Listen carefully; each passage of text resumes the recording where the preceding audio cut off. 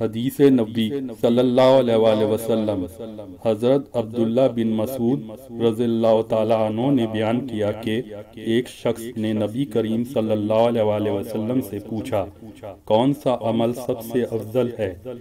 نبی صلی اللہ علیہ وآلہ وسلم نے فرمایا کہ اپنے وقت پر نماز پڑھنا اور والدین کے ساتھ نیک معاملہ کرنا، پھر اللہ کے راستے میں جہاد کرنا۔ حدیث نبی صلی اللہ علیہ وآلہ وسلم۔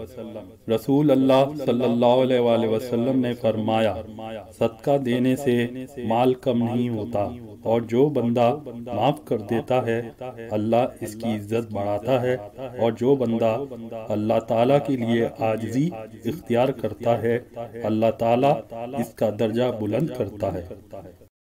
پیارے دوستوں، ایسی احادیث سننے کے لیے چینل کو لائک اور سبسکرائب ضرور کریں، اور بیل آئیکن کو بھی ضرور دبائیں تاکہ آپ آئندہ مزید احادیث کی ویڈیو دیکھ سکیں، اور دوستوں سے بھی ضرور شیئر کریں۔ جزاک اللہ۔